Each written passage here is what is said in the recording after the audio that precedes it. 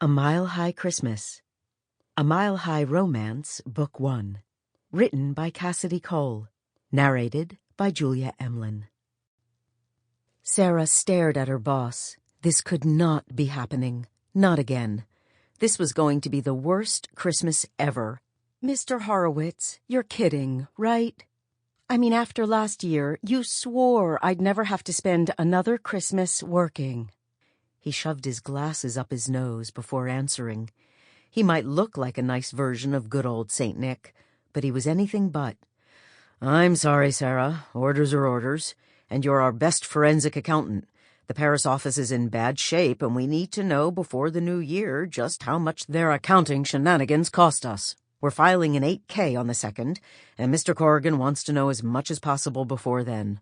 Well, maybe Corrigan should fly his butt to Paris instead of spending a cozy holiday in his ski chalet in Vale, while I slave over his accounts receivables. She crossed her arms and then uncrossed them, remembering how Jane had told her last week that when she crossed her arms, it just accentuated her considerable bust. Mr. Horowitz looked at her over his glasses. He didn't need to say anything. She knew that look. It was the "you just made an inappropriate comment that anyone of good breeding would refrain from making" look. She rolled her eyes. Sarah was good at what she did, the best, but she stuck out like a peacock in a pig pen in the tonified offices of Corrigan, Inc. Or maybe more like a pig in the midst of peacocks.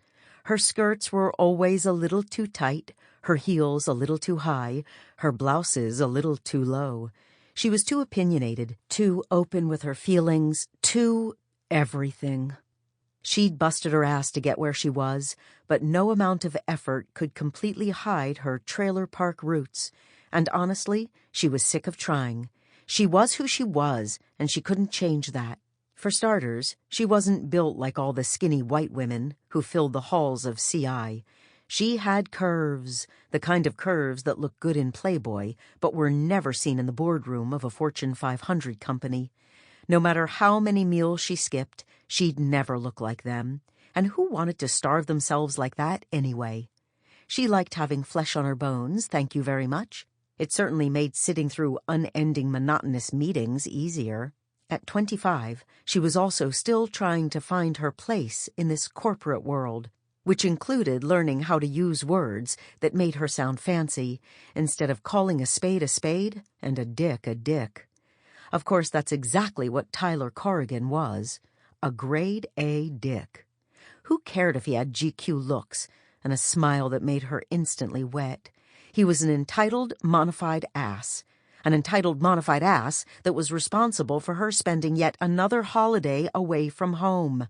Something her secretary mom, with her 9-to-5 job, was never going to understand. Sarah was going to hear about this for the next 6 months. Unfortunately, her mom didn't understand that you couldn't just say no, not to Tyler Corrigan. "Can it at least wait until after Christmas?" Sarah asked, crossing her fingers as she waited for Mr. Horowitz to reply. He shook his head. "Sorry, Sarah. You'll be lucky to finish in time as is. You can leave in the morning, but that's the best I can do." Sarah hung her head and walked out of his office.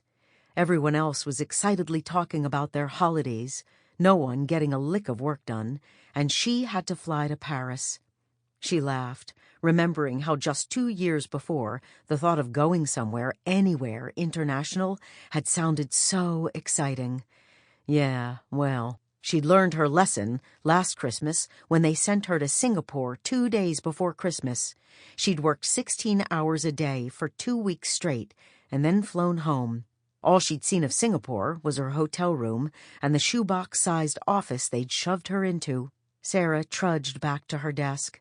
This sucked. It sucked so friggin' bad she didn't even know what to say. She called corporate travel to book her ticket. At least you could fly business class and skip the crying babies and one-time flyers with all their Christmas gifts shoved into the overhead bins. That was one small blessing. Except it turned out that when you try to fly to Paris on the 23rd of December, all the business class seats are sold out, which meant either taking an economy seat, which would leave her tired and exhausted when she landed at 7 in the morning, Sample complete. Ready to continue?